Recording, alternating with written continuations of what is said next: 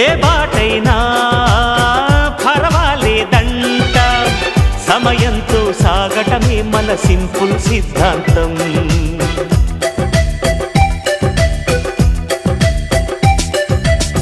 చిరుగాలికి పరిమళమిచ్చే సిరిమల్లెల వనమై ఉందాం, గగనాన్ని నేలను కలిపే హరివిల్లుల బంతెన అవుదాం.